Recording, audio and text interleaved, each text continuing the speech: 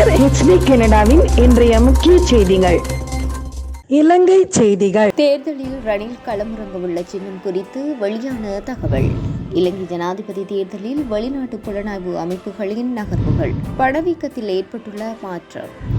நாட்டில் விரைவில் அறிமுகமாக உள்ள மின்னணு கடவுச்சீட்டு குறித்து அமைச்சர் விளக்கம். அமெரிக்காவில் சொத்து குவித்துள்ள பசில் போட்டுடைக்கும் விமல் வீரவம்ச. வடகொரியாவில் வெள்ளம் பேரிடர் மீட்பு நடவடிக்கைகளில் இறங்கிய கிம் ஜாங் உன். 11 ரூபாய்க்கு கட்டுப்பிடித்தல், 110 ரூபாய்க்கு ஒரு முத்தம். சீனாவில் தலை தூக்கியுள்ள விசித்திரமான வியாபாரம். அறிவியலின் உச்சம். மார்பக புற்றுநோயை முன்கூட்டியே அறியும் தொழில்நுட்பம்.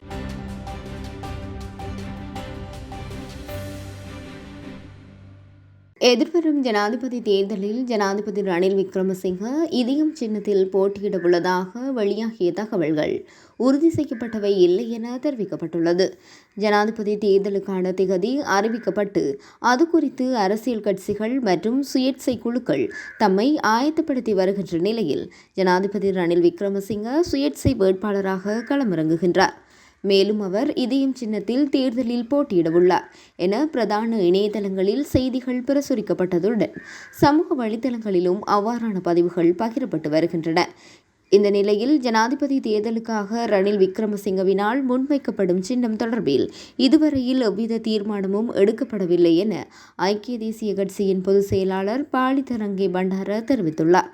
அதேவேளை இதயம் சின்னத்தின் கீழ் எந்த அரசியல் கட்சியும் பதிவு செய்யப்படவில்லை என தேர்தல்கள் ஆணையாளர் நாயகம் சமன் ஸ்ரீ ரத்நாயக்க குறிப்பிட்டுள்ளார். இலங்கை சந்தித்த பாரிய பொருளாதார நெருக்கடிக்கு பின்னர் நாட்டின் அரசியல் களத்தில் ஒரு திருப்பமாக எதிர்வரும் ஜனாதிபதி தேர்தல் இடம்பெறவிருக்கின்றது. மக்கள் மனதில் ஸ்தம்பித்து நிற்கும் அடுத்த ஜனாதிபதி யார் என்பதில் நாலா பக்கமும் பல்தரப்பட்ட கருத்துக்களும் எதிர்பார்ப்புகளும் குவிந்து கொண்டிருக்கின்றன. சரிந்து விழுந்த நாட்டின் பொருளாதாரம் கொஞ்சம் கொஞ்சமாய் துளிர்விட்டு கொண்டிருக்கும் நிலையில் இனிவரும் காலங்களில் அதனை எப்படி எதிர்நோக்குவது எனும் மக்களின் கேள்விகளுக்கும் இலங்கையின் அடுத்த நகர்வு குறித்த சர்வதேசங்களின் எதிர்பார்ப்புகளுக்கும் வரப்போகும் அரசியல் களத்தை நோட்டமிட்டு கொண்டிருக்கின்றன. எனவே நாட்டில் சிங்கள தமிழ் மக்கள் என அனைவரும் ஒன்றிணைந்து நாட்டை கட்டியெழுப்பும் ஒரு சிறந்த குடியரசுத் தலைவரை தெரிவு செய்வார்கள் என எல்லோர் மத்தியிலும் எதிர்பார்ப்பு எழுந்து நிற்கின்றது.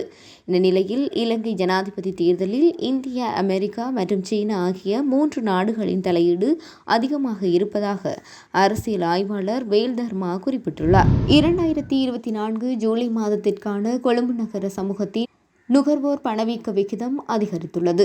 கடந்த மாதத்திற்கான கொழும்பு நுகர்வோர் விலைச்சுட்டன் மற்றும் கொழும்பு நகர்ப்புற சமூகத்தின் நுகர்வோர் பணவீக்க விகிதம் வெளியிடப்பட்டுள்ளன. அதன்படி ஜூலை மாதத்திற்கான கொழும்பு நகர சமூகத்தின் நுகர்வோர் பணவீக்க விகிதம் 2.4% அதிகரித்துள்ளது. இது ஜூன் 24 1.7% பதிவாகியிருந்தது. இதேவேளை ஜூன் 2024 1.4% நிலவிய உணவு வகையின் ஆண்டு பணவீக்கம் ஜூலை 24 1.5% உயர்ந்துள்ளது. மேலும் கடந்த மாதம் 1.8% காணப்பட்ட உணவு அல்லாத பிரிவின் வருடாந்த பணவீக்கம் 2024 ஆண்டு ஜூலை மாதத்தில் 2.8% அதிகரித்துள்ளது. இலங்கையில் முதல் மின்னணு கடவுச்சீட்டுகளை வழங்குவதற்கு தயாராகும் வகையில் அடுத்த 2 மாதங்களுக்கு கடவுச்சீட்டுகளை வழங்குவது மட்டுப்படுத்தப்பட்டுள்ளது என்று அமைச்சர் டிரான் அலஸ் தெரிவித்துள்ளார். எதிர்வரும் அக்டோபர் நடுப்பகுதியில் மின்னணு கடவுச்சீட்டுகள் அறிமுகப்படுத்தப்படுவதற்கு முன்னர் பல தொழில்நுட்ப மற்றும் சிக்கல்களை நிவர்த்தி செய்ய வேண்டியுள்ளது. இந்த நிலையில் நாள்தோறும் வழங்கப்படும் கடவுச்சீட்டுகளின் எண்ணிக்கை 1000 குறைக்கப்பட்டுள்ளது. எனினும் அவசர பயண தேவைகளை கொண்டவர்களுக்கு குடிவரவு திணைக்களம் கடவுச்சீட்டுகளை வழங்கி வருவதாக அவர் கூறியுள்ளார். இதற்கிடையில் கடந்த காலங்களில் வழங்கப்பட்ட கடவுச்சீட்டுகளில் 30% மாத்திரமே பயன்படுத்தப்பட்டதாகவும் மீதமுள்ளவை பாதுகாப்பிற்காக பெறப்பட்டதாகவும் அமைச்சர் அலஸ் மேலும் சுட்டிக்காட்டியுள்ளார். 7 தலைமுறைக்கு தேவையான சொத்தை பசில் ராஜபக்ச அமெரிக்காவில் குவித்து வைத்துள்ளார் என தேசிய சுதந்திர முன்னணியின் தலைவர் விமல் வீரவம்ச தெரிவித்துள்ளார். கலந்துரையாடல் ஒன்றில் கலந்து கொண்டு கருத்து தெரிவிக்கும் போதே அவர் இதனை குறிப்பிட்டுள்ளார்.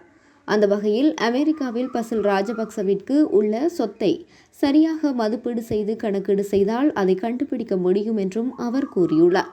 ஸ்ரீலங்கா பொதுஜன பெரமுனவின் ஜனாதிபதி வேட்பாளராக தம்பிக்க பெரேராவை நியமிப்பதற்காக பசில் ராஜபக்ச பணம் பெற்றுக்கொண்டாரா என எழுப்பப்பட்ட கேள்விக்கு பதிலளித்த அவர், யாரிடமும் பணம் கேட்கும் நிலை பசில் ராஜபக்சவுக்கு இல்லை என்றும் அவர் தெரிவித்துள்ளார். மேலும் இலங்கையின் முதலாவது பணக்காரராக பசில் ராஜபக்ச இருக்கலாம் எனவும், மஹிந்த ராஜபக்ச அப்படி அல்ல என்றும், நாமல் ராஜபக்ச பற்றி என்ன சொல்வது என்று தெரியவில்லை என்றும் அவர் குறிப்பிட்டுள்ளார். வடகொரியாவில் கடந்த சில நாட்களாக பெய்து வரும் கனமழையால் வெள்ளப்பெருக்கு ஏற்பட்டுள்ளது. இந்த வெள்ளத்தால் ஆயிரக்கணக்கான மக்கள் வீடுகளை இழந்துள்ளனர். சீன எல்லை நகரங்களான சினுஜி மற்றும் யுஜு ஆகிய கடுமையாக பாதிக்கப்பட்டுள்ளன. யுஜு மாவட்டத்தில் சுமார் 4000 வீடுகள் வெள்ள நீரில் மூழ்கியுள்ளதாக வடகொரிய அரசு ஊடகமான KCNA தெரிவித்துள்ளது. சுமார் 3000 ஹெக்டேர் விவசாய நிலங்கள் வெள்ளத்தில் மூழ்கின. சாலைகள், பாலங்கள் நீரில் அடித்து செல்லப்பட்டன. ஜனாதிபதி கிம் கோங்ஜன் நேரடியாக களத்தில் இறங்கி வெள்ள நிலைமையை ஆய்வு செய்தார். அவர் பேரிடர் நிவாரணப் பணிகளில் பங்கேற்பதாக உள்ளூர் ஊடகங்கள் தெரிவித்துள்ளன. படகு மூலம் பாதிக்கப்பட்ட பகுதிகளுக்கு நேரில் சென்று நிலைமையை மதிப்பீடு செய்வதாக அதில் தெரிவிக்கப்பட்டுள்ளது. மறுபுறம் வெள்ளத்தை தொடர்ந்து தலைவர் கிம் ஜாங் உன் நாட்டில் அவசர நிலையை அறிவித்துள்ளார். பொதுவாக உறவுகள் என்பது பொறுப்புணர்வுடன் இருப்பதால் பலர் தங்களுக்கான பிணைப்பில்லாத வெறும் அன்பை மட்டும் பெற விரும்புகின்றனர். இந்த விசித்திரமான போக்கை உணர்ந்து கொண்ட சீனவாசிகள் இதற்கான வணிக சந்தையையும் உருவாக்கியுள்ளனர். இதன் மூலம் சீனாவில் எந்தவொரு நிபந்தனைகளும் நீண்டகால உறுதிப்பாடுகளும் இல்லாத அன்பு நேரடியாக விற்பனை செய்யப்படுகிறது. அதாவது பணத்துக்கு பல்வேறு ரொமான்டிக் அனுபவங்கள் வழங்கப்படுகின்றன. சீனாவின் ஷென்சென் போன்ற நகர தெருக்களில் விலைப்பட்டியலுடன் அமர்ந்திருக்கும் இளம் பெண்கள் முத்தமிடுதல், கட்டிப்பிடித்தல், சேர்ந்து திரைப்படம் பார்த்தல் போன்ற சேவைகளை வழங்குகின்றனர். விலைப்பட்டியலின் முறையே 11 ரூபாய்க்கு கட்டிப்பிடித்தல், ஒரு முத்தத்திற்கு 110 ரூபாய், சேர்ந்து திரைப்படம் பார்ப்பதற்கு 150 ரூபாய், 1 மணி நேரம் சேர்ந்து குடிப்பதற்கு 461 ரூபாய் மற்றும் சேர்ந்து வீட்டு வேலை செய்வதற்கு 2000 ரூபாய் என நிர்ணயிக்கப்பட்டுள்ளது. செயற்கை நுண்ணறிவு தொழில்நுட்பம் மூலம் மார்பக புற்றுநோயை 5 ஆண்டுக்கு முன்பே கண்டறிய முடியும் என்று வெளிநாட்டு ஊடகங்கள் செய்தி வெளியிட்டுள்ளன. அமெரிக்காவின் மசாச்சூசெட்ஸ் பல்கலைக்கழகம் மற்றும் ஜமில் கிளினிக் ஆகியவை இணைந்து மார்பக புற்றுநோயை கண்டறியும் செயற்கை நுண்ணறிவு தொழில்நுட்பத்தை கண்டுபிடித்துள்ளன. அந்த வகையில் குறித்த தொழில்நுட்பம் கடந்த 2021ஆம் ஆண்டில் கண்டுபிடிக்கப்பட்டு அமெரிக்காவின் பல மருத்துவமனைகளில் அறிமுகம் செய்யப்பட்டுள்ளது. இது குறித்து அண்மையில் வெளியிடப்பட்ட ஆய்வறிக்கையில் அமெரிக்காவில் மார்பக புற்றுநோயை மேமோகிராம் மூலம் கண்டறிய முடியும் என்றாலும் சில நேரங்களில் மருத்துவர்களால் முன்கூட்டியே கண்டறிய முடியவில்லை. இதனை முன்கூட்டியே கண்டறியும் வகையில் மிராய் என்ற பெயரில் புதிய செயற்கை நுண்ணறிவு தொழில்நுட்பம் கண்டுபிடிக்கப்பட்டுள்ளது. இதனை பயன்படுத்தி 5 ஆண்டுகளுக்கு முன்பாகவே மார்பக புற்றுநோயை கண்டறியலாம். இதனால் ஆரம்ப நிலையிலேயே சிகிச்சை அளிக்க முடியும் எனவும் கூறப்பட்டுள்ளது.